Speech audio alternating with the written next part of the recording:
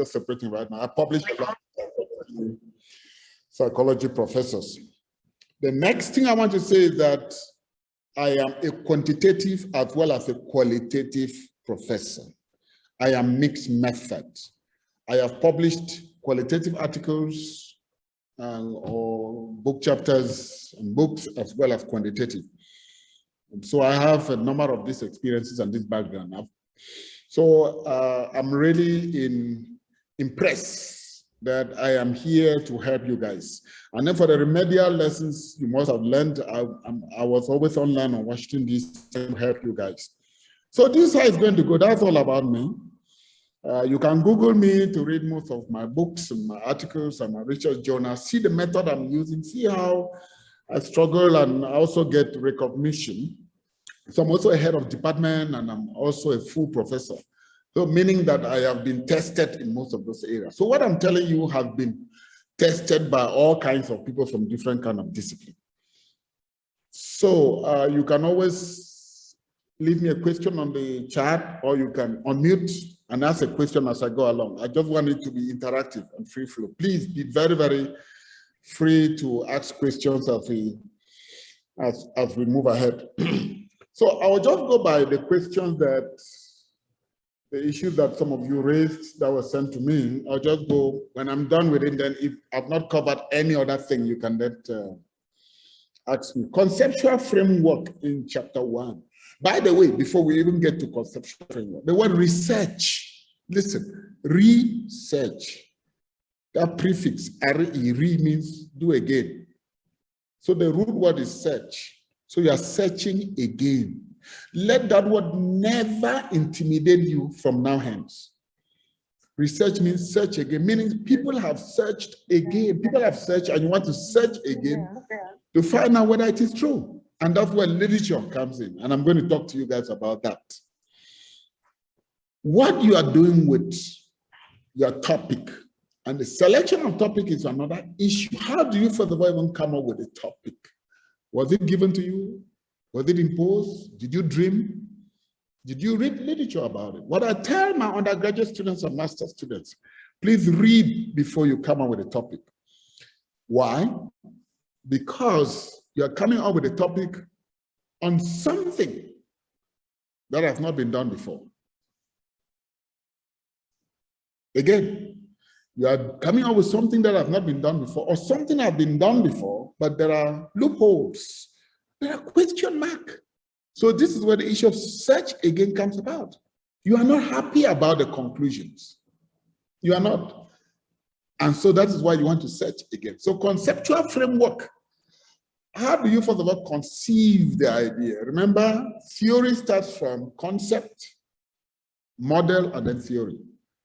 Before theory is brought to the limelight in the world, it starts with a concept. The basic understanding of concept is idea, ideology. So what is the framework of your ideology? That's the conceptual framework that you're supposed to come up with in chapter 1. And I know there are some techniques about getting that conceptual framework. And it's different from operational framework. Conceptual framework simply means the way you conceive the work to be, the topic to be, the ideas to be. How do you break it down? What is your own framework about it? All right, the next thing is locating literature review of a topic that has not been done in Kenya before, but it was done elsewhere, like in India. No, you need to review it. Review literature from any part of the world, please. And then say that it was done in these other regions of the world, parts of the world, but it was not done in Kenya, or it was done in Kenya in the last 10 years, and things have changed. By the way, my students, my undergraduate students don't use the term literature review again. I teach them what we call literature assessment. And there are steps. I can have a different class with you guys on that, but briefly, let me tell you what it means. It means that if you have 10 articles, for instance, about or on your topic, You read all those 10 articles, you are assessing it, you are assessing the validity, you are assessing the significance or the lack thereof in your own area. So in other words, you are giving the weaknesses and the strengths of each article. So that at the end you say, therefore, this research is going to pose this or that research question, or this research is going to come out with this hypothesis. I am going to talk to you guys about the difference between research question and hypothesis later on. So that is what we call literature assessment. So my students at Harvard University, and by the way, I'm also a visiting professor in Uganda. So even my students in Uganda, I'm also a visiting professor in Ghana. Their chapter 2 is literature assessment. So they know that. Review means you are just giving summaries. No, you don't give summaries to what has been done. You critique it, you give an assessment, and there are rules that are on it. There are rules that you need to follow. So that is what I'll talk about, that literature assessment. There are different types. I'm sure if you guys can Google, you'll learn about critical literature assessment, compare and contrast literature assessment, theoretical literature assessment, etc. You'll see all that. The next question was topic formulation and finding an area that piques my interest. Again, I think I've covered this topic formulation. Don't just dream a topic. Don't ask for a topic from a friend. Don't ask for a topic from a professor. You yourself come up with a topic and let the topic be groundbreaking, meaning it is new. It is something that some people have not spoken about it before. Yes, Chris, your hand is up. Mm-hmm. Yeah, you know, the process, okay, I don't know about now because we've moved, but where the process was, we were given, we were told, come up with 3 topics, okay, 5 objectives of each, and 50 references of each, and then bring it to somebody to decide whether that topic is doable or not. Okay. And the problem with that was, for me personally, what happened was that I was told this is too PhD, this is too longitudinal. I didn't even know the terms. And then I said, okay, so what do I do? Now that you told me, they said, go rewrite. But I'm saying, but what's wrong with these topics? And it was very crazy, in fact, because then the remedial classes started, and the first workshop on chapter 1, Professor Boyer and Professor Lando, I think, I mean, the two just told us, forget about the topic. It changes even the day. Think about a research area. I wept in that session because here was a gatekeeper who refused me to start my research based on the topics I had selected. Only to be told that they can't change, they're not cast in stone. So I guess where the topic, and then even in these conversations, I know some students, what they're finding is that one person actually told me they don't feel they're doing their own research, they're doing the supervisor's research. For the paper is not theirs, it's for the supervisor. So they're getting really frustrated and, you know, like really frustrated. And because of this topic formulation, because I don't know, is it, yeah, when you say that it's, you know, can it come from passion? So eventually I selected something from passion. I mean, what I also do, you know, from where I'm coming from my world, but I'm also discovering more information as a result of realizing actually my world was very small in that sense, but it's still a working topic. I find I'm changing it, and they were telling us, yeah, you can even change it the day before defense. So what is this? What is topic formulation given our background? Okay, can you hear me? Can you hear me now, Chris? Yes. Okay, good. Listen, please, you have to be as humble and as pleasant as you can with your supervisor or with your professor. This is how I did it when we were told to bring up our topics in my own experience with master's degree and PhD. I went to my supervisor with 3 topics, and in each of those 3 topics, I had written abstracts. What I mean by abstract, I broke down those topics in bits and pieces. I emailed a copy, and then I came to the office with another copy. In other words, I explained those topics.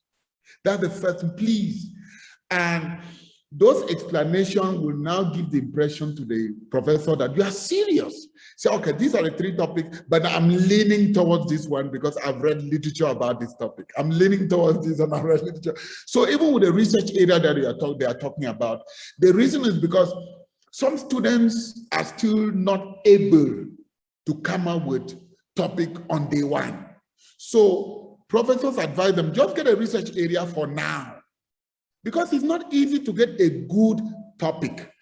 And another experience I'll let you guys know is you can still change your topic as you move from chapter 1, chapter 2, chapter 3, chapter 4. You can still change. Where you cannot change is when you've gone to 4 and 5. Because chapter 1, 2, and 3 are looked upon in the world of research as proposal. I know I always spend about 2 classes with my students, whether it is in Africa or in the United States, about getting good topics. And let me tell you why. They just come up with anything on the media. Everything, and they sit on TV or they see something on social media. Hey, be careful here. Remember, with your research, you are trying to change the world. There are so many areas. Climate change is a serious problem. So you think communication is not related there? Climate change.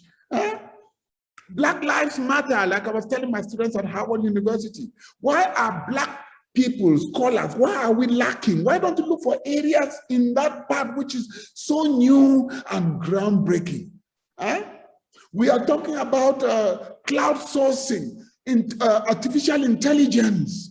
These are all new areas where nobody has tapped into. It's not every topic has to be on media, on TV, on social media, Instagram. No. Sit and think very well. And the reason they give me those topics quickly is because they have not read. Chris, they've not read.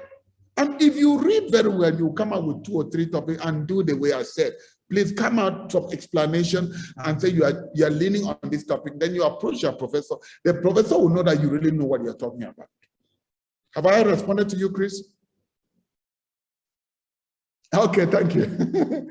All right. Tabitha is saying that how do I fasten my supervision process?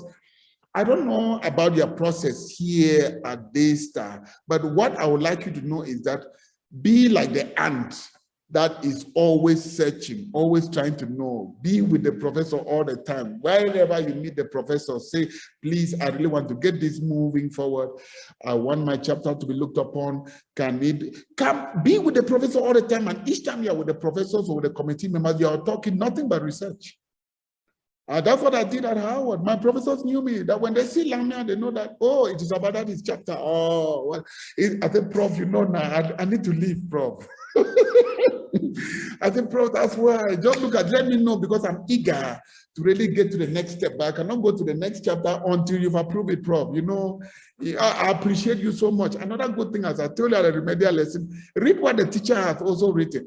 Impress the professor. Come with the professor with something unrelated too. You know, don't just be like somebody you're trying to challenge the professor. No. Always be humble at this process. So that's what I think you should do. All right. Thank you. Thank you. You're welcome, my brother. The next thing is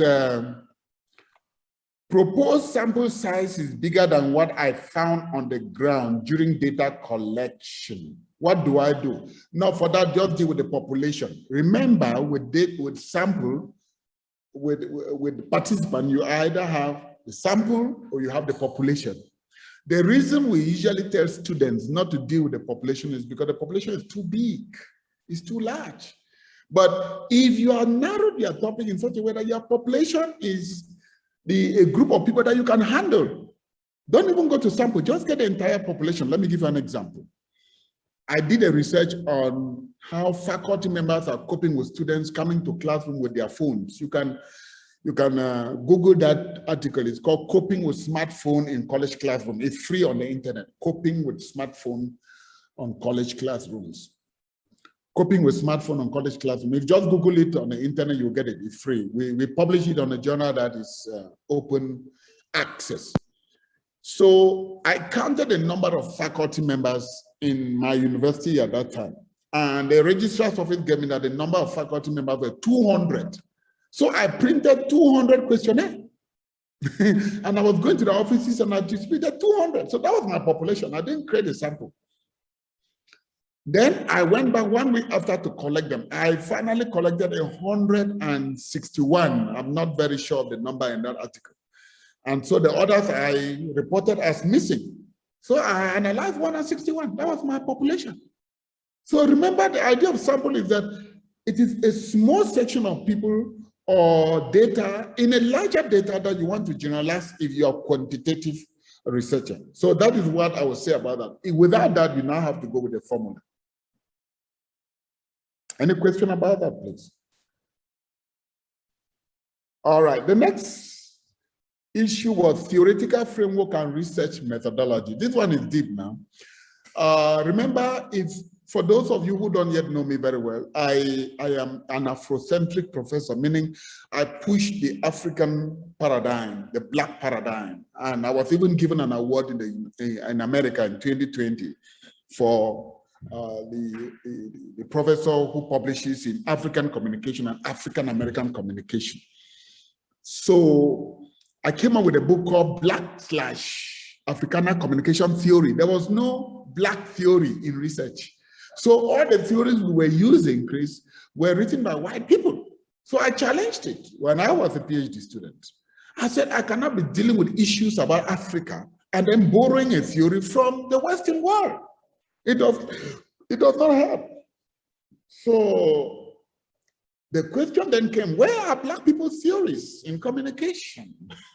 There was no book on that. So I assembled the top writers in communication and we came up with this book called Black Communication Theory. So what I advise my students, and that's the book I'm teaching now, I'm teaching it here at Daystar with the PhD students. So they are now coming in contact with Black Communication Theory, some of them for the first time. So what I tell my students, especially the one that I am supervising here at Daystar, I say, give me two types of theories, one Western and one non-Western, or one Black and one Western, because it's a global world. We cannot just only be borrowing theories from the West, agenda setting, uses and gratification, etc. So no. If you are dealing with issues in Africa, you need to have a Black communication theory. And there's no more argument, there's no Black communication theory. I have brought it to them. I gave them the books, and so they have it. If you also need it, I can give it to you. So that's all about the theory. For research method, there are several kinds of research methods. As I told you, I am quantitative as well as qualitative. So what I always tell students is that you don't decide the method for your study. Your topic decides the method. Your topic gives you the kind of method that it will be efficiently done. I'll give you an example. In Uganda, for instance, where I'm a visiting professor at Makerere, I finished teaching a class and the students were talking about interviewing participants, market women, for instance. And I asked them the question, how are you going to interview them? Oh, and then they started saying they will follow the process, structured interview, semi-structured, unstructured. Then I shocked them. In what language are you going to be interviewing? They say English. I say, you see, that's a problem. When you approach people in Uganda in English, and these are market women, you're only going to get those who've gone to school, but largely most market women have not gone to school. So what is the problem with interviewing them in Buganda or in their language or in Kiswahili? And then you translate the result into English. And then you report some of the weaknesses and limitations of translation. They say, oh, so it can be done. I say, yes. Don't just copy what is in the books all the time. Also ask yourself, am I making sense? You go to interview an old man in the village, you start speaking English language. Would that person give you the right data that you need, to be very honest? Or hunters, for instance. So that is what I'm saying, that the idea, the topic or the concept that you are trying to generate gives the kind of methodology. So you use a methodology of oral literature, for instance, for those of you who are familiar with literature. You don't write anything, you just go there, put your tape recorder or whatever thing or note and just talk.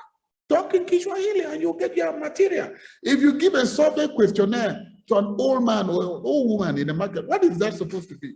How is he going to be checking those boxes? Checking the boxes without enough educational background. Remember, the idea of research is you want to come up with the truth. You want to come up with the truth. So what if you get data that is not reflective of the people that you are dealing with? What are you going to do with it? In fact, your research is actually like your first book or your second book. Good. Any question about that? There was a question about insufficient time to be consistent. I don't understand that one. Maybe the person can elaborate. Thesis writing, insufficient time. Okay, maybe it's time management. Okay. Yeah. Again, please remember, pace yourself and be hungry. What I mean by be hungry is each time be worried about your topic. Be worried about it. I have some master students that I'm also talking to here since I came. And when I was talking to them last week, I was asking them, don't just leave it there on your desktop. You should be having sleepless nights until you finish, until you defend. If you're not having sleepless night about it, like when I listen to Chris, I could see how he's hungry. I could see the passion. I love it. Chris is that kind of person I would like to be in the committee or to supervise. Remember, you can also choose me. Even though I'm in communication, I work with people across the board. You know, so each time you have your topic, please, don't sleep until you've finished with it. Okay. All right, people are giving their topics here. I love it on the text, on the chat, working topics. And don't worry about framing it for now. Just leave it like temporarily. You always come back to it. That's what I said. Okay. Patricia says, I can't have sleepless night forever. When is it enough? What is it enough? You mean the literature chapter 2 or the work is? Until your supervisor says it is done. You keep working. Let me give you an example. When I was defending my PhD, one of the committee members said, okay, this is your finding, but somebody has published on this and you did not cover in your literature. You know, and I said, I'm sorry, that person published at a time when I've already done with my work. So my next assignment in my next book is that I'm going to review that person, but that will be the next homework. And the committee laughed, and that was it. That's the answer. You can never have everything. So you have to come to a consensus. 6 months, 1 year, no. Masters is always maximum 2 years. If you make it more than 2 years, then you've outdone it. How long do I plan not to sleep? Okay, good. 8 hours of sleep a day is enough. Please don't sleep less than 8 hours. The reason is because you can have a fresh mind to write. And remember, you can also write on your phone. You can, if you are working somewhere, you can always stop by the side and write an idea. If an idea comes to you, don't let it slip. Write it out. Usually when I was writing my chapters, I got little paragraphs from here and there that I left on my phone or on the writing. So write every day so that you get used to the writing. Remember, Chris was telling me, you guys were not used to this before. And since you were not used to writing research before, so the more you write, the better. And again, I forgot to tell you, I also publish novels. I write plays. So it's not only research writing I do, then I write theoretical concepts and books. So I don't only conduct quantitative or qualitative, I just write every now and then. I fell asleep because I was writing something interesting. I just found some ideas. And I was writing. So cultivate the idea of writing. Yes, it's master's thesis, including 2 years, including thesis. I say yes. 2 years maximum, all over the world. You should not do more than 2 years. Okay. What else? Now let me go. My chapter 3, trying to link the research design, and for my chapter 2, trying to find out the kind of theories for use of psychological effects and the conceptual framework, how to link it for it to flow well. Very good question. Remember all those chapters 1, 2, 3, and 4, like the ladder, they are all interconnected. They are all related. So before you get to your chapter 3, or even chapter 2, go back to chapter 1 and look at your problem statement. What did you write in the problem statement? The problem statement, of course, helps you with literature. As you are reading literature, you're also seeing the methods that those authors use in literature. That's another technique. Look at their bibliography, look at their references. check the articles that they have also referenced. It will also help you. In terms of theory, you can Google the theories in your area, like Carl Rogers' technology acceptance theory. You know, that's what is being used technology innovation, because we are now in the era of technology. So many people are using that theory. I have no problem with that, but adapt it to your condition, to your country, to your culture, to your problem statement. So all of them are interconnected. Another thing I would say about the theory is, make sure that for your research questions and hypotheses, there are semblances of your theories in those research questions and hypotheses. Otherwise, how do you test theories in research? If the keywords are not present in your research question, if the assumptions are not present in your hypothesis, how do you then test the theories? So please make sure that your theories are reflected in your research question and hypothesis. If they are not there, create another one. Remember, you can have research question 1, research question 2, research question 3, 4. You can, please, there's no limit. Any question on this? This is really very important. I really want, if nobody has understood, I can always go back and repeat. No, I've not defended the proposal. I'm still waiting for supervisor response. Please, yes, as I told you, please always go back to your supervisor. Be very polite. Don't sleep. Beg. Do whatever technique you can, please, because that's the person that is going to make you cross the river to the other side of the world. All right, knowing the difference between general and empirical literature review, best formula to arrive at sample number for the population, validity and reliability. Good, these are very good questions.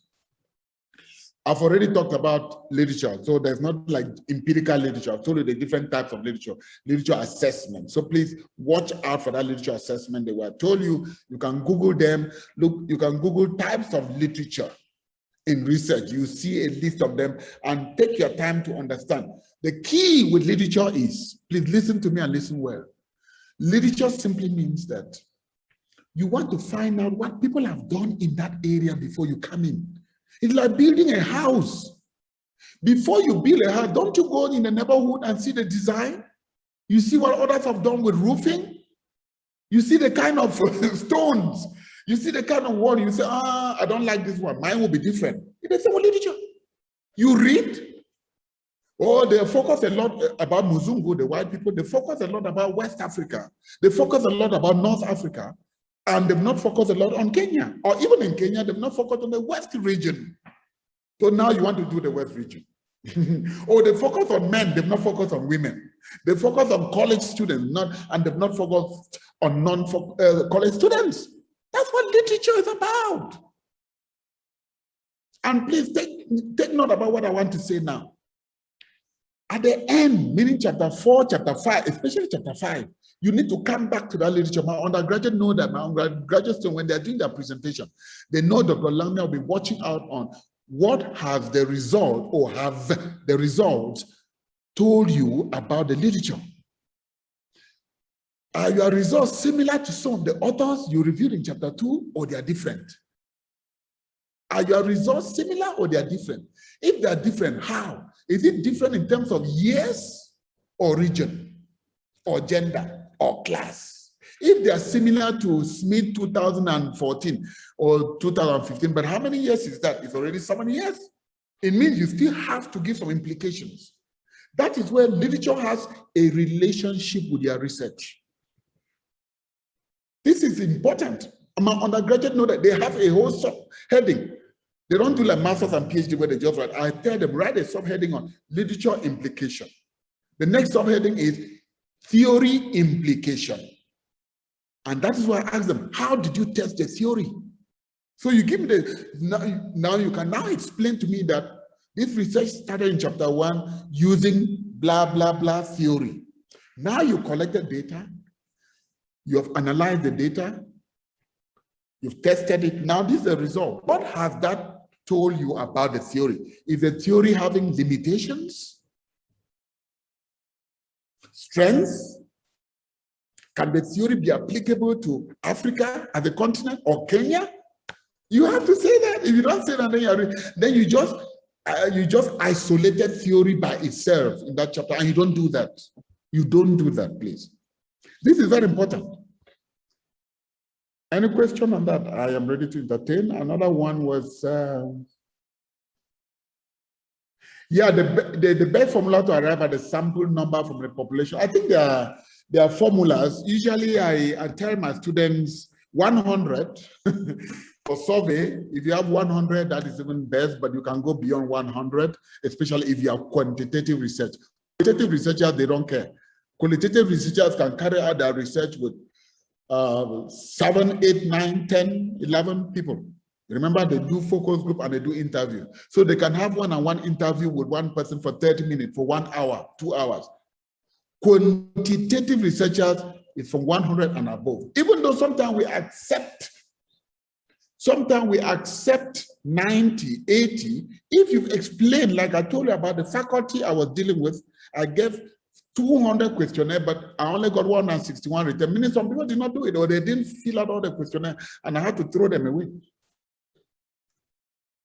And for funded research, if you have money now, that's when you can go into the hundreds, the thousands, and so on, where you have research assistants helping you. Or a validity and reliability instrument. Remember, for quantitative researchers, they are the only one that use validity and reliability. Qualitative researchers don't deal with validity and reliability. I want to make that very clear. Reliability is the instrument, questionnaire, using Likert scale, strongly agree to strongly disagree. I'm sure you guys know about that. Or the semantic differentials from maybe most interested to less interested that have maybe 10 items or so. That one is meaning, semantic differentials, meaning you are testing just meaning. So that is how now is the reliability score of that instrument. SPSS does that for you. I don't know whether you guys use SPSS here to make sure that the questions are not ambiguous, that they are straightforward. That's reliability. Validity now has to do now with the variables of the hypothesis. It's dependent and independent variables. Are the dependent and independent variables also reflected in the instrument? Remember, of course, you've read about split half reliability, criterion-related validity, predictive validity. I'm sure you've read all those things. They are very, very important because for some of you who want to go to the United States, usually the embassy gives, not just the embassy, most of the university, they give you the TOEFL test, or they give you the GRE. Those are a reliability instruments. Why are they reliable? Because they believe that if you pass it well, then you will do well in postgraduate education in the United States. They call that predictive validity based on the reliability score. For qualitative researchers, they usually don't use that term validity and reliability. They use dependability, confirmability, or transferability. In other words, they do member check. You go back to the participants, let them verify whether this is what they said. Journalists do that a lot. So they do that. But for most of you in psychology, I think you guys are quantitative. You really deal with that. Reliability and validity. And there are different types of them. Okay. What else do I have here? All right, we've covered literature review and referencing my work properly. Yes, for us, we use APA. I don't know whether you guys use APA or MLA, but any of the referencing, please make sure you follow that through, because if you don't follow the APA in terms of the in-text citation and references, then your supervisor is going to send your work back. Analysis and interpretation, and I think I covered that already in chapter 4. Methodology, I covered that. Chapter 2, literature, I covered that. Selecting a topic, I covered that. Choosing research tools, we covered that already. Consistently writing, consulting my supervisor, getting prompt feedback from my supervisor, managing my mental health and social well-being around my research process. Hey, please don't get sick, please. Again, as I told you, there are ways for you to contact your supervisors. Write a very nice email, seek to meet one-on-one with your supervisor, and be very polite in the way you request that your supervisor should look at your work, simply because you want to move forward, and find a way to be as pleasant as possible. Don't confront your supervisor, please. Let your supervisor not think that you are there to fight him or her. Don't do that, please. I feel the topic was forced on me and I have trouble getting help from my supervisor, even what I think that are minor things. Again, I think, Chris, you talked about that.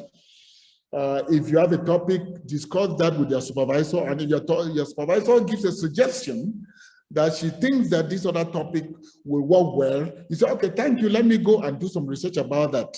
But then you can still, remember, it's your work, you are the one to defend it. You really have to come back to the supervisor and say, okay, I looked at the topic and these are some of the variations. These are some of the things. Can I move in this direction, Prof? Can I move in this direction, Prof? Can I do this? And again, remember, if you had 3 topics that Chris was talking about, you will now have the wiggle room to now say, can I move to the second topic now? Can I move to the third topic? Because this one, I'm having difficulties getting literature.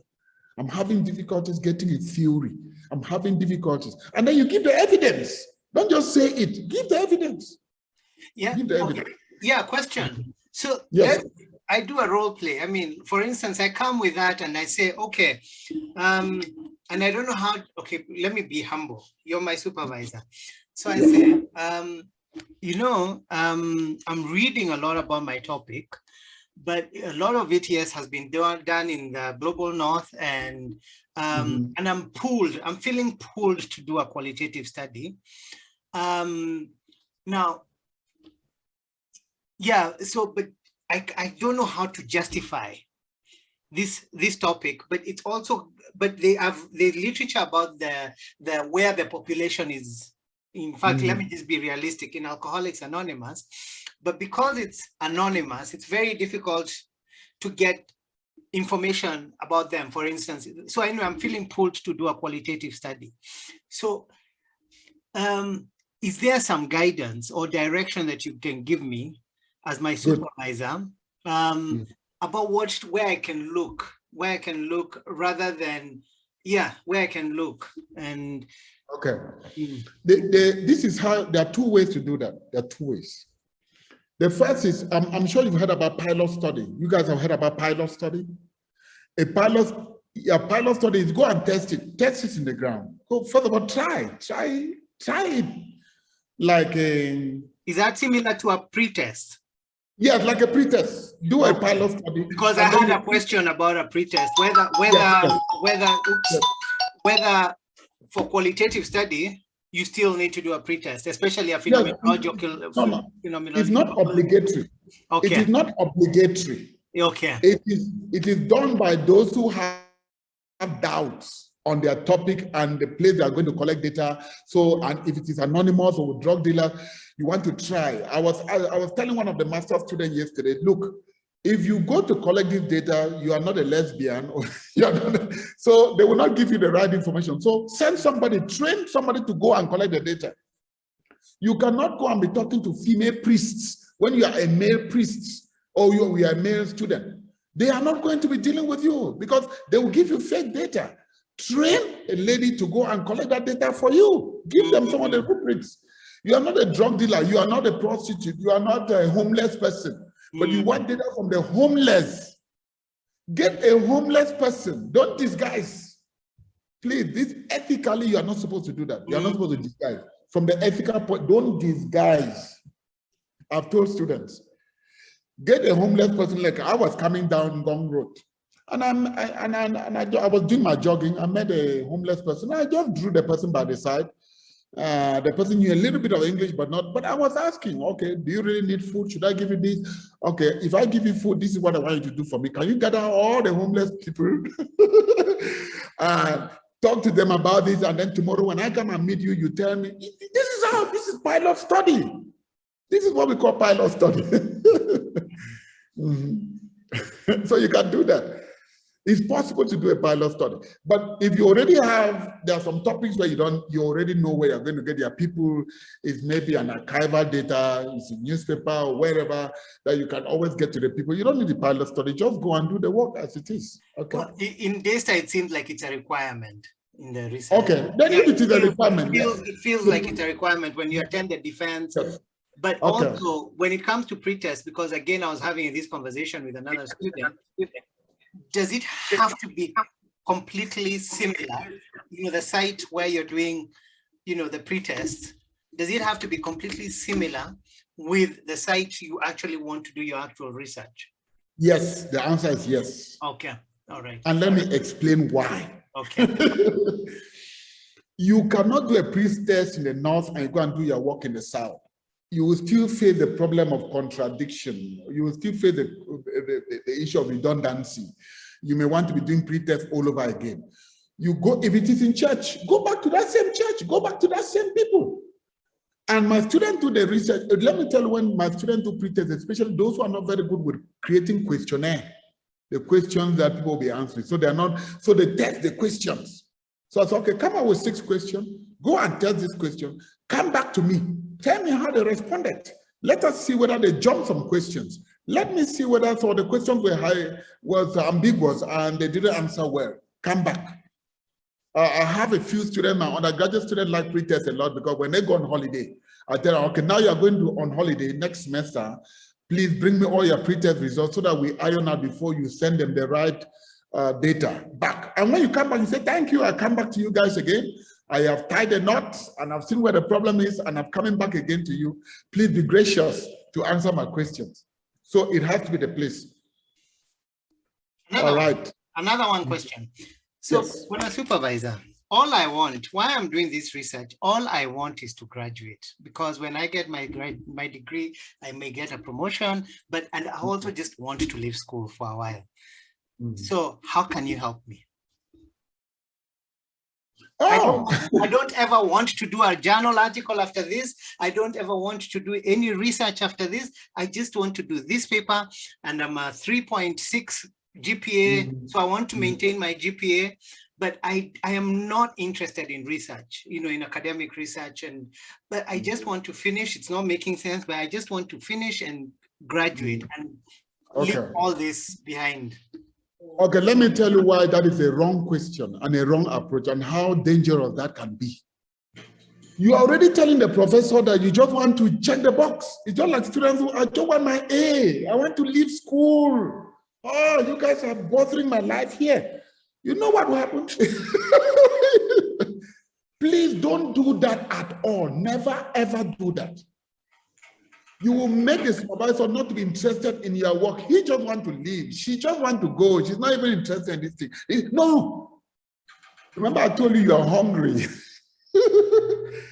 Give the impression that, please, I want to write a book out of this research. I want to continue this. Remember, I keep telling you, even those who are working in NGO in town, they think they will not come across research. You will still come across research. You will come across. There will be a time when your company will send you to Kitale to go and gather information about how their product is doing. Is that not research? There is no way you avoid this research. Just say, thank you, I have been here for a while, and I'm really eager. I have another topic again I want to write. Something else has come out, and this is like a springboard, Prof. Can we finish up with this? And you will be interested. Maybe we'll work together. Yeah, you have to look for a way. Never say, no, I'm just done, I'm tired. No, don't even give the impression of frustration to your supervisor. Please, let it be within you. Let it be within you. Always smile to the supervisor.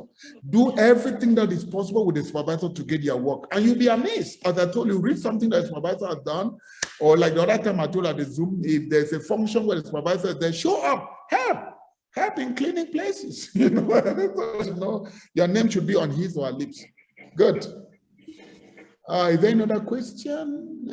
Okay, does the pre-test result from part of chapter 4 is, I used to figure out what, I don't know, maybe for you, my pre-test usually is in chapter 4, but I think that's the same thing here, Daystar. Usually the first few pages of chapter 4, you can always start the subheading, pre-test result, etc. It could be a proposal. Manjani say, Chris, very honest. So Chris, you are coming out with very honest assessment. They like what you are doing. They are there to give you all the time. Yes, okay. Any question? I'm done. Those are the issues that you guys raised. I'm now waiting for new questions. Would you say something about hiring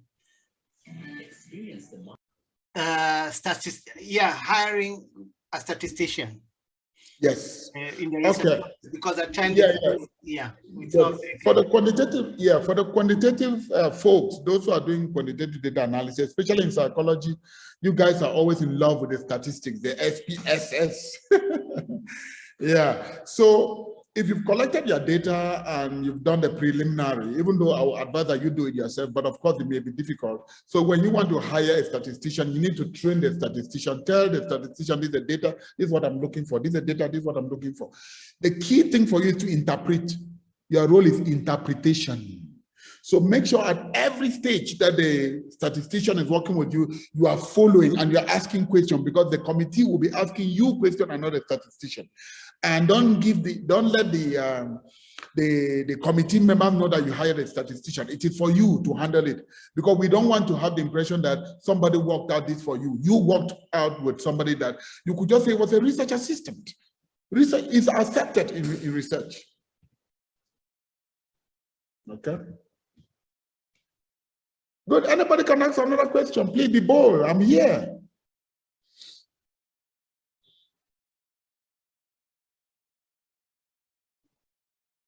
Hello, this is Milka. Stay home, ma'am.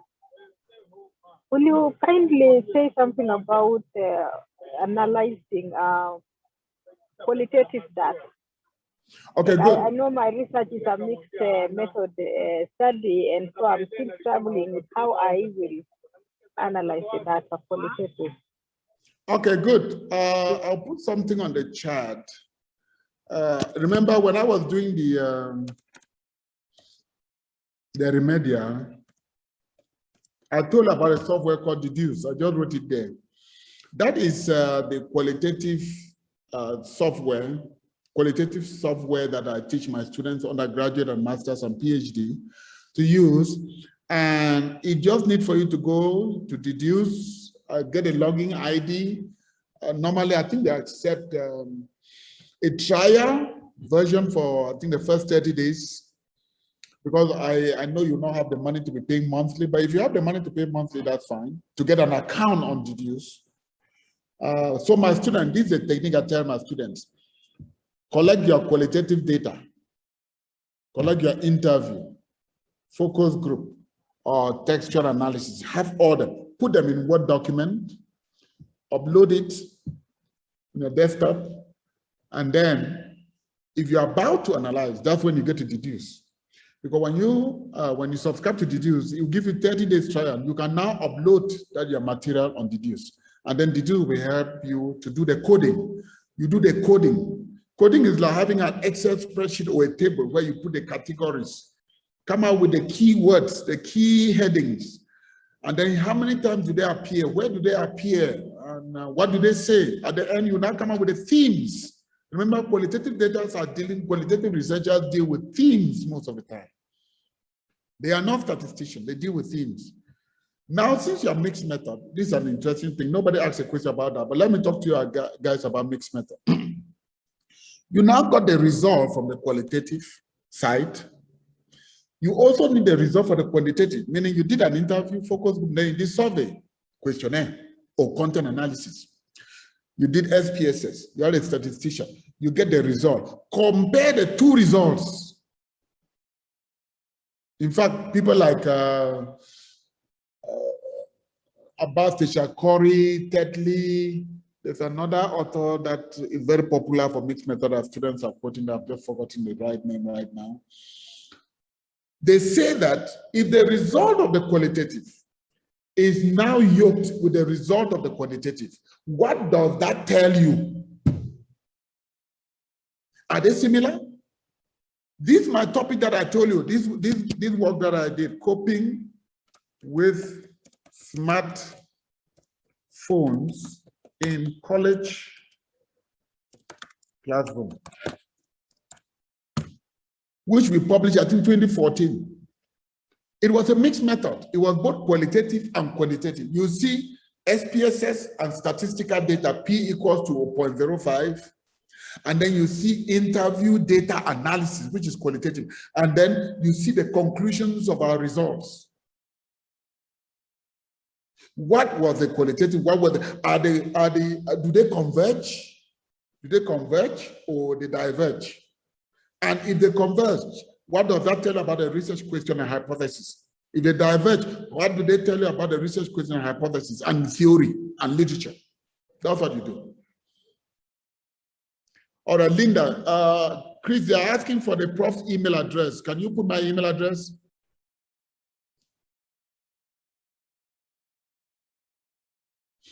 Yeah, Chris, just give them that my Gmail address, because the university if they put it there, it will mix with my students in Washington, D.C., and I may not respond to them.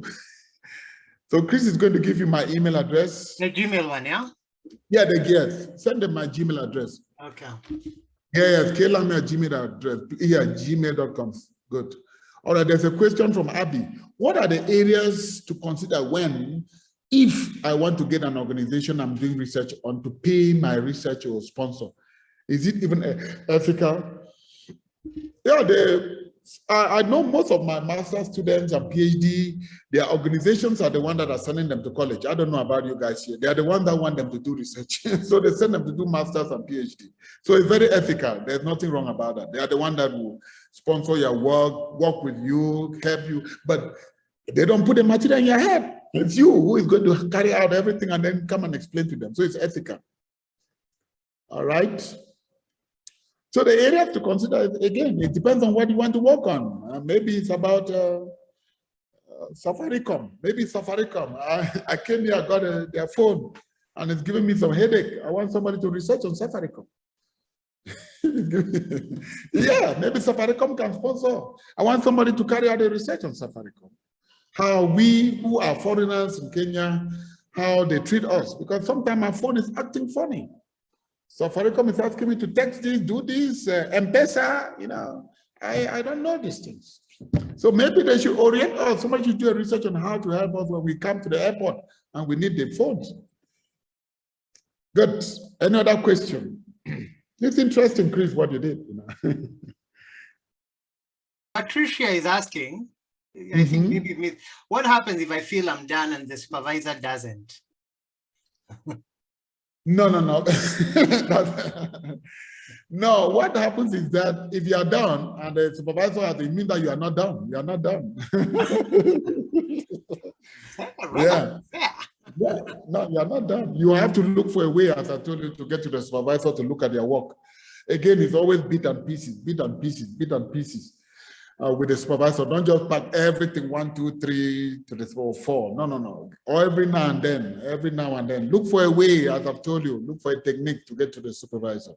But for me, I can give what I have done with that. Okay, I mean, Patricia is way ahead, but I have gotten kind of external supervisors to look at my work.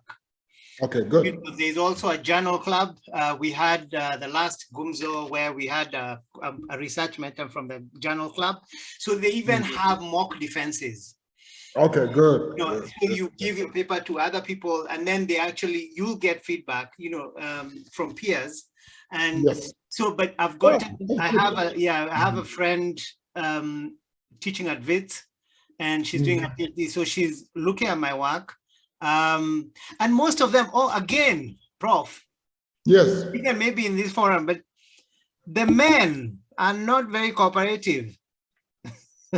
For Ahmed, what is that about? I don't have a research about that, but I have tried to get the men professors to help me. But the people who are really helping out and looking at my work are women. So I don't know what that's about, whether it's my personality, but also, the men, you give them, they don't. Can I help you to answer with that? Yeah. No. I don't think it's a problem of gender here. Just like you see, Chris, men have their own ways to approach things. I was trying to cook, and I don't really know how to cook very well here. So it's just like God gave the gift more to women. So you need to know what ticks for the men professors. What do they like most? Where do you think you can meet them? So it's not your personality, it's your approach. I've told you guys this thing. It's just the approach. It's the way you approach them, the way you write the email, where you meet them, who you associate with. So men and women, it doesn't matter. Look at me here. Am I not a man? Am I not talking to you? Am I not ready? So it's not bad. If somebody is difficult, no, there's a reason why that person is difficult. Look for a way. My father used to say, look for a way. Get that man, go and get something in the market and go and give to the person at home. That's what my father used to say in Cameroon. Nobody's ever difficult. It is the way you deal with it. It's the way you approach it. Don't make as if the world is crumbling. You have to always show some kind of some consistency, as I said. Don't just come on the last day, Don't come on the last day to me, and then I have a pile of work that I'm doing. And I had death in the family. I had other issues in the family. You did not even tell me sorry. You just come, your work. We men, we have our own different ways of approach. So, and then women too have their own different way of approach. So I think it's the way it's about you. Ask yourself, what am I doing wrong? How am I even coming across? Lord, men, most issues, we are the one that I know we always say this person is difficult, but why are other people succeeding with that person? Find a way and also succeed with that person. Find a way. All right. Any other question? I'm enjoying this. 8:08. Thank you, Chris. Have I answered all the questions, please? Are there some burning issues again? Do you want me to go? Can I leave? There are 29 people here. Okay, another situation. Yes. I'm doing my paper. Life happens. So I'm off school for about a year.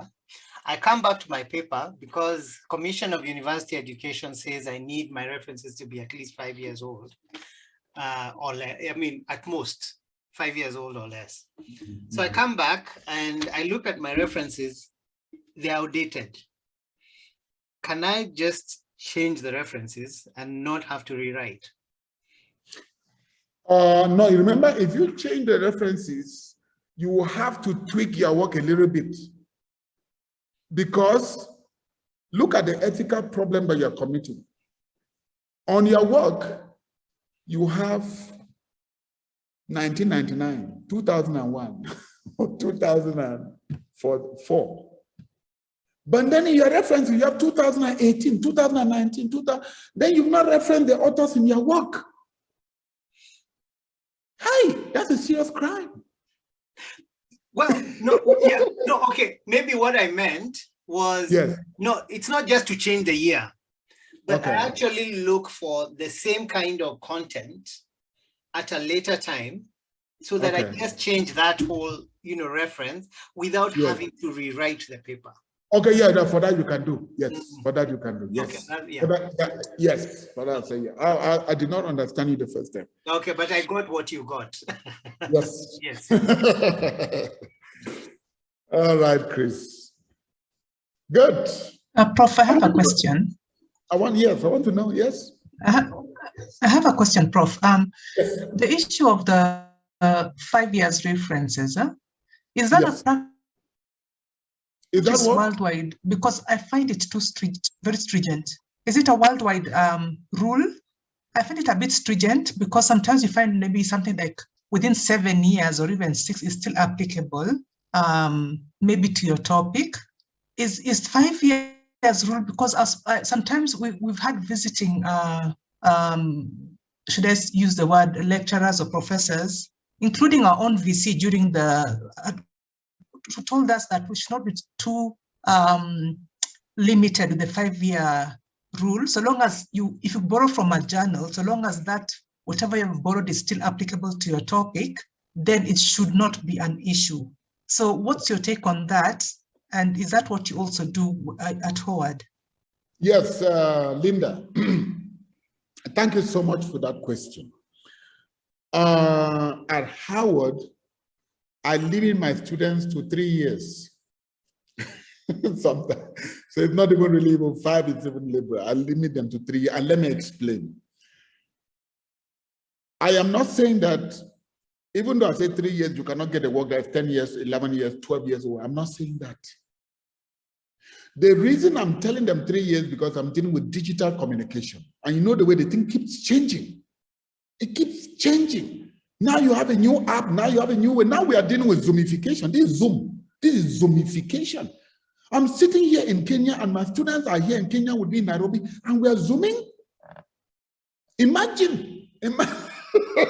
And then somebody does a research on this and is citing something 10 years old, 12 years old about Zoom and online communication. No, I want you to tell me something that's current. COVID-19 has changed the paradigm. So please, if you don't find it for the 3 years, go 4 years, and then 5 years, you're always the limit. So it's worldwide. The reason is because we want you to be as contemporary as possible with your topic. We want you to be as topical and relevant as possible because, all right, let me give you an example. My students are dealing, my African American students, Black Lives Matter. After George Floyd was murdered in Minnesota.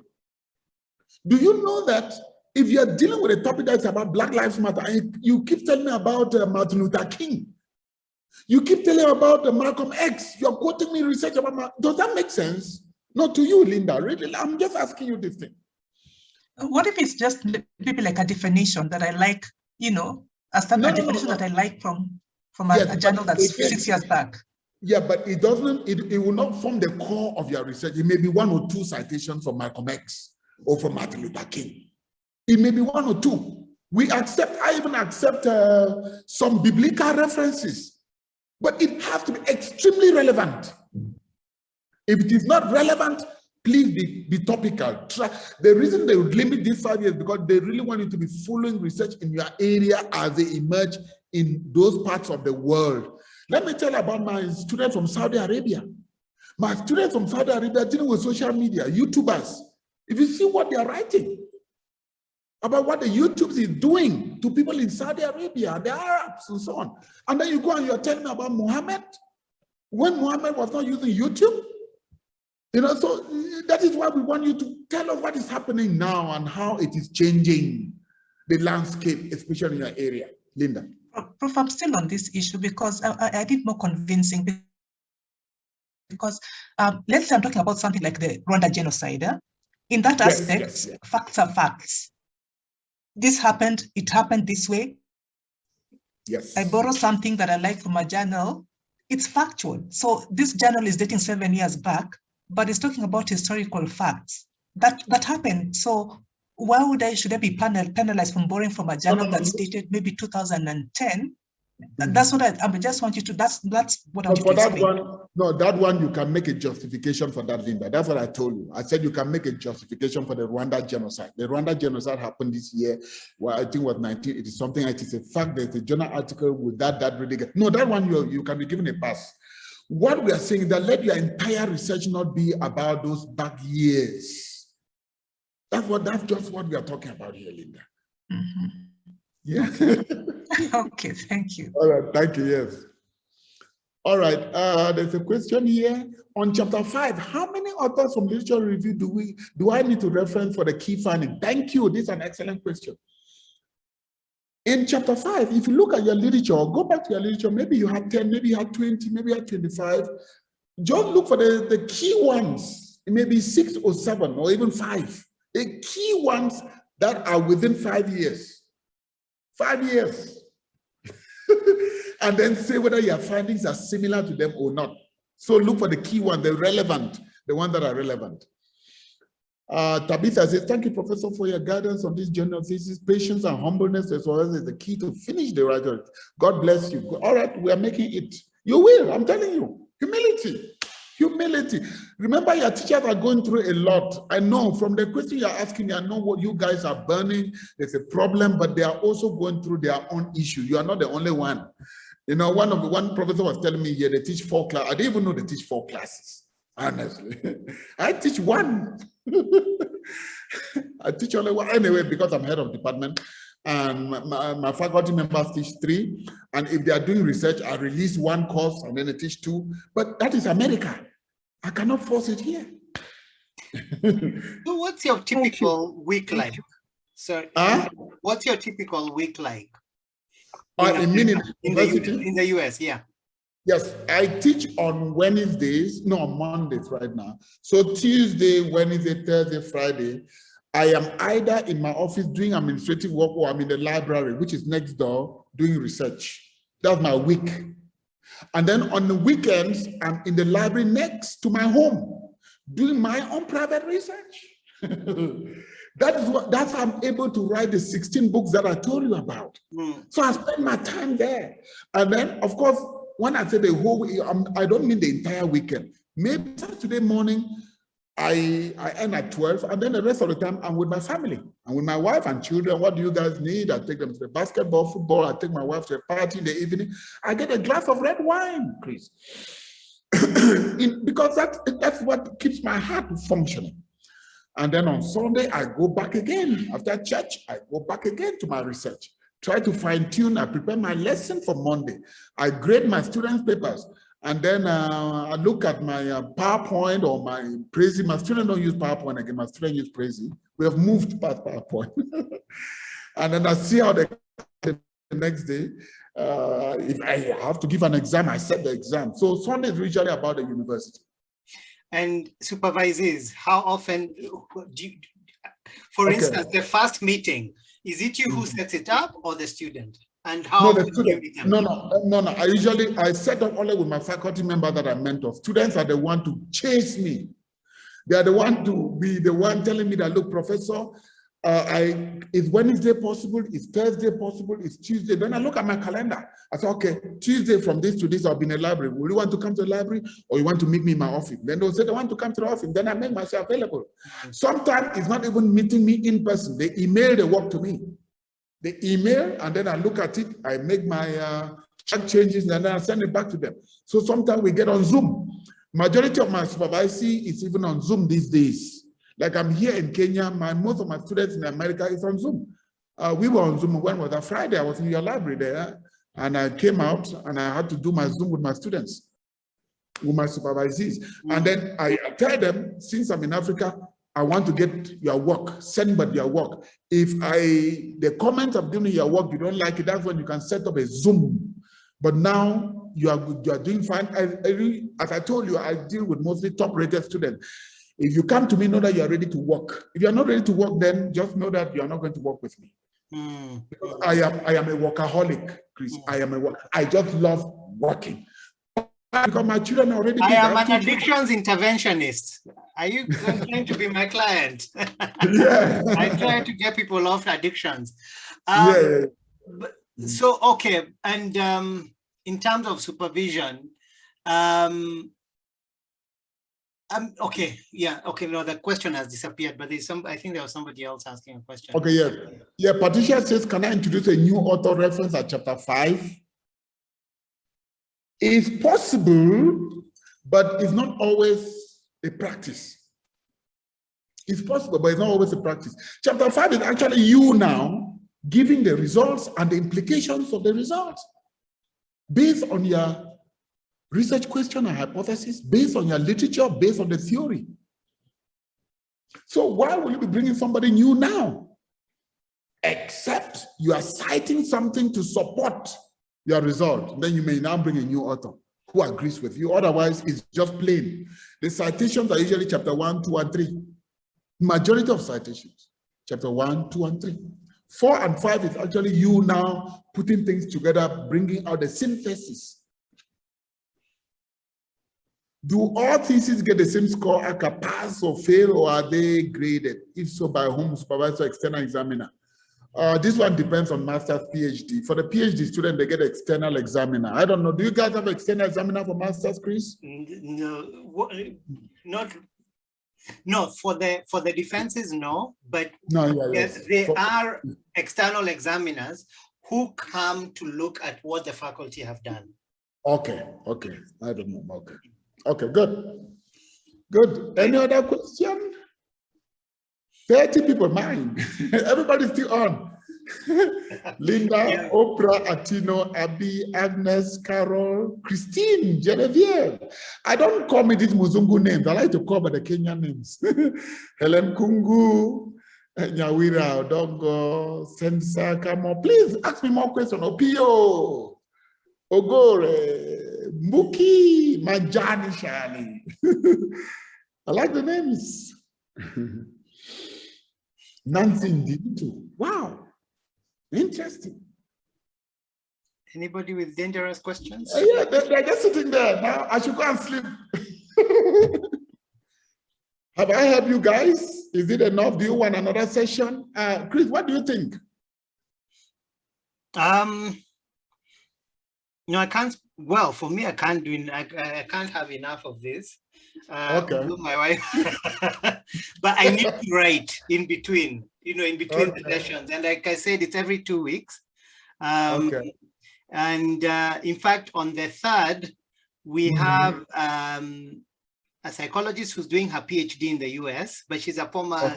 She did her undergrad at Daystar in psychology. So she's now, you know, she did her master's and now her PhD in the US. So, but she'll be here. She'll be in Kenya. And also there's another lady, Dr. Jackman, who's also visiting.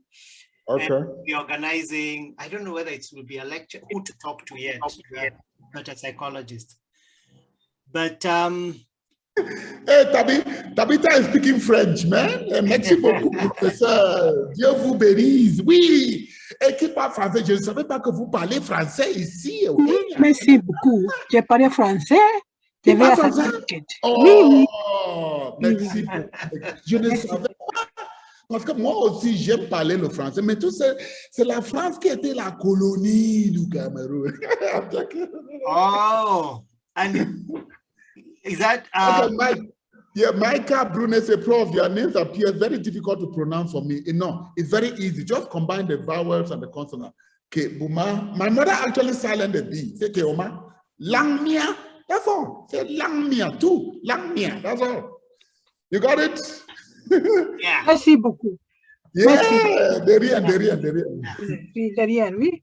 Yes. Opa says, Prof, we need another session so that we can synthesize what you've given to us, have more questions. Hey, talk to Chris. Chris is the one who has done this, please. Sawa. Yeah, but again, I am here. The VC invited me to Daystar to help you guys. I'm here till August. If some of you want to defend before August and you want me to be in your committee, that's fine. You want to talk to your supervisor about me, I'm ready to go to RC campus or Nairobi and chat with them and tell them what I've told you so that two of us can work together to get you across the line. You know, I don't mind meeting a psychology professor. I'm a very easygoing professor. I play football, I play soccer, and I was an actor. So I'm very flexible. I don't create me in Discord. I instead like people. So if you want me, I'll jump. I'll say, hey, I met your student. Have the work. Can we work together to get this person defend? And I will do that. I can do that for you because the VC brought me here to change. I want to get most of you out quickly so that you become PhD, you get doctorate and be doctor like me one day. And become African psychologist because we still need to do that's a conversation that's missing. In the ethics, and I feel I am there. Okay, then we'll have a conversation on our WhatsApp group about that. I guess we can close now. Thank you. Thank you so much, Professor, but I'd like somebody to do the thank you. Tabitha, you have a question? Okay, anybody? Opa, would you like to do that? To do what, Chris? Chris. Yes. Majani said, please do another session. I cannot have enough of this. Thank you for sharing. I am sorry I came in a bit late. Do you mind doing a quick review of fine-tuning a topic? What are the general must have in selecting a topic? Let me repeat it. He came late. I was saying that for you to get a topic, please read literature.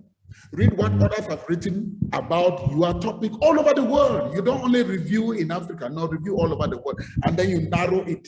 You now narrow and come out. They're only looking at this angle, they're not looking at this angle. Like the Maasai, you know? How many research is there about the Maasai psychology? I'm not saying that yet. I'm not read that yet. Or maybe it is there. You know? Then you come out with a series of topics. And in those series of topics, as I told Chris, please give an explanation. Write an abstract in each of those topics before you meet your supervisor. So you don't just list the topic to your supervisor. You actually explain, Prof, this is a topic I got, and this topic is based on this. This is how I approach it. It may be qualitative because of this. The research question will be because of this, and the methodology will be because of this. You say, okay. The next topic, I prefer this because it will be mixed method. We'll do qualitative and quantitative. You know, it displays of brilliance. It displays of intelligence. supervisor, you know, and then people really say, this is a different student. This is quite a different. All right, so that's what I was saying. Okay, yeah, which has given birth to a new question. Let me just ask this. At Howard, for instance, or rather DESTA, we have a graduate writing class, which is usually the first semester of our graduate class. Then somewhere along the lines, we also have an advanced research methods class, and then we come for thesis. You know, so before we never thought until the Marshall Plan last year, at least for me, I never thought about the research project when we came in.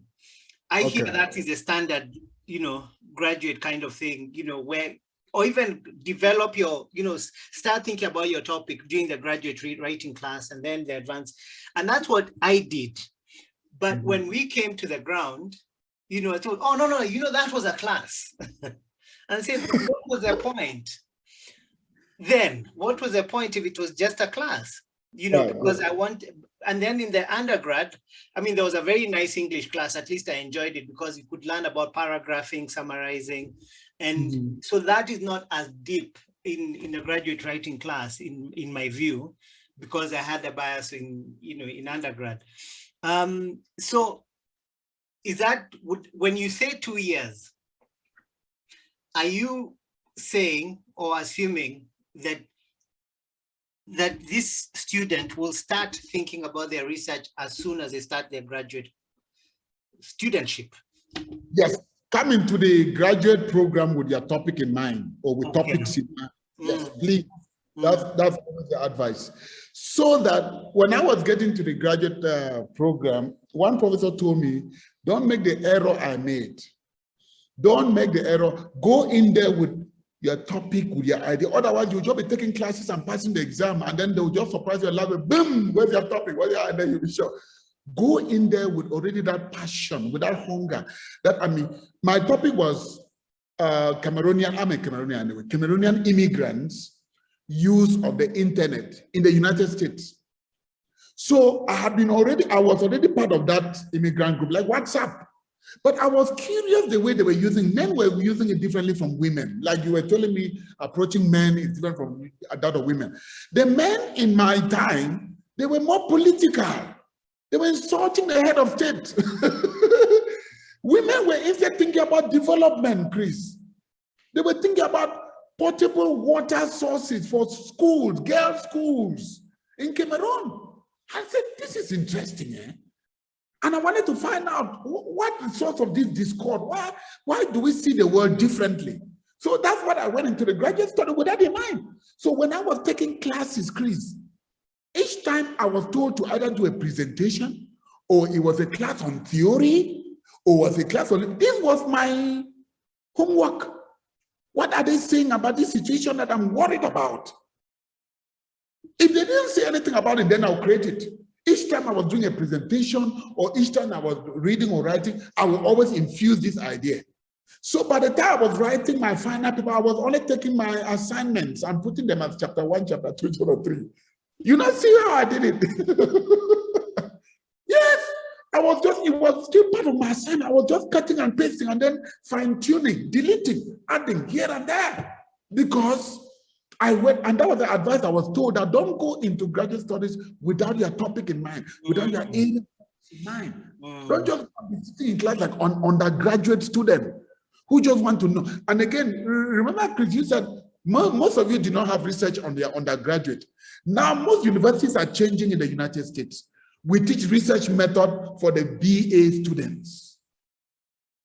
So at least they have an idea of quantitative and qualitative. I tell you, I teach undergraduate honor students mixed method and multiple method. So by the time they're getting to master, they already they just need their statistics. They just need to know their statistics and master them well. So they have no problem climbing the ladder from masters to PhD. But those who did not do it, that's where they have a hard time, because they need to start going to read. I have journalists who never knew about APA. They only knew AP style. I say switch. What is wrong in switching? When I'm traveling to Saudi Arabia, don't I adapt to their ways? Different from traveling to London or traveling to Kenya? Or don't make life difficult. I think everything has to be straight. I'm here eating ugali. Have I eaten ugali before? But I just eat. I love it. You change. You adapt. You move on. This brain that we have in here is so elastic. It can absorb so many things. I'm now speaking a little bit of Swahili. Was I ever doing that? No, in America, I don't even come across it. Yes. Asante. All right. Asante. All right. Yeah, asante. Rose says, I attended the defense, and after answering many different questions, the student was asked this question: what is the thesis of your thesis? How do you answer such a question? Excellent question. That's an excellent question. We are always told in graduate school that if you can reduce your thesis to a thesis, meaning a sentence, it's just like a thesis statement in your essay. When you are taking English 101 or English 100 or 102, they say, what's their or your paragraph?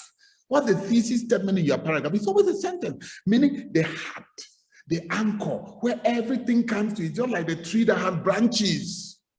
Tree that has branches. What's the thesis of your thesis? What are you focused on? Say that in the sentence. That's a good challenge. I like that one. I'll bring that up to Howard. We've never asked students that. I like that question, Rose. Thank you so much. I would challenge my student to that. What the thesis? It means that the student will just drink a glass of water and then think through. This thesis is investigating the relationship between this and this. Period. That's it. That's the thesis. All right. Thank you, Rose. Kialo. Asante sana. Chalo. See, oh, Chalo, but what the K doing there? I see letter K. She can explain to us. Let her tell us. How she speaks. Rose, tell us. Rose, tell us, because that's why we are taking this K, the E. See, the K is a CH. Why?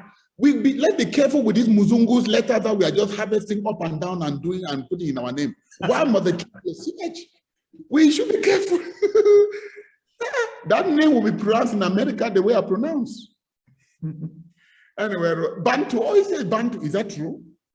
My name is also Bantu. Hey, maybe you're right, Rose. Hey, that's another debate. You see, the way I'm teaching you guys is with live. That's how research is. Approach it with live and you'll be happy.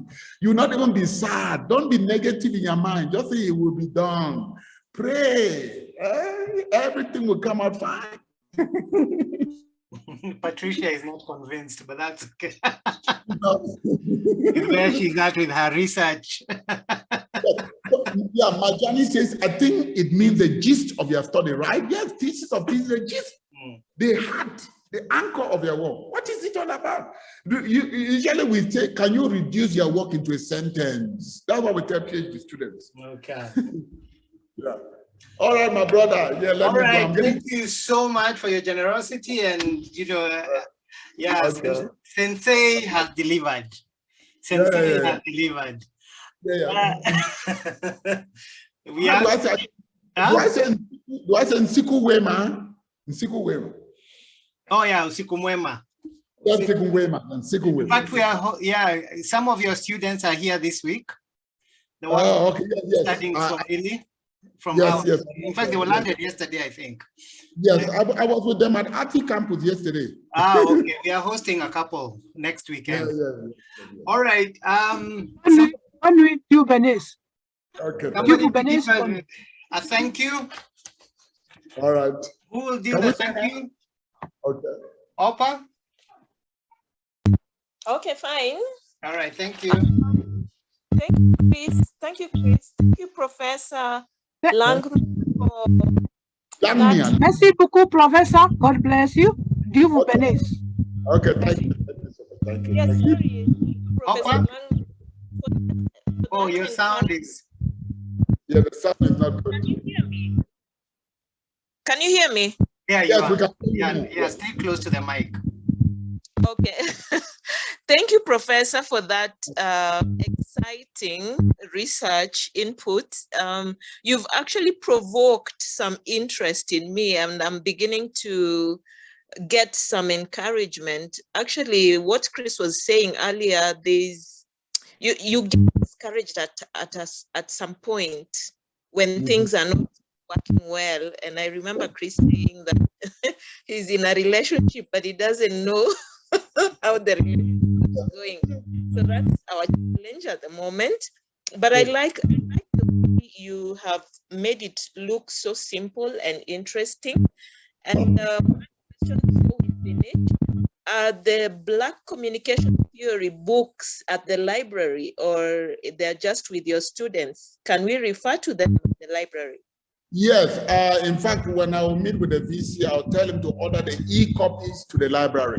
But if you need it, you send me an email and I can send you the PDF version of the Black communication theory. So that if you can take some theory there and also use in your work, that's fine. I can send it to you. Even though the publisher will say, hey, why are you doing that? But I want people to read. When you write a book, you want people to read. People in America can buy it. It's a bit expensive, but when I come to the continent, I can give it to you guys. I'm the author, but people have written, I'm the editor. So people have written from different angles, you know, like the magic from Egypt, from Tibet. You learn about that, you learn about Afrocentricity. Why we are so loud, why we are loud. You learn my own theory. I also have a theory called Afro-Mulatto communication theory. You read about that too. You can challenge me, and then I'll write the next one. Thank you guys. Thank you. Well, on those theories, Prof, yes. Sorry, well, on those theories, can you maybe swing some Black psychology theories that you could borrow for us from Howard? Swing some our way. Yes, that's a good point. I could get that to you because I have my psychology professors, African Americans at Howard. I can get to them to see whether they've come out with a Black psychology theory, and I'll send it to you. Just send me an email. When I get back to Howard in August, I can fetch that for you. Thank you, Professor. At this point, we are all Africans, and it seems like saying bye might not be accomplished, but we just want to wish you a good evening. Usiku mwema, and with Lala salama. Usiku mwema. Yeah, kwaheri.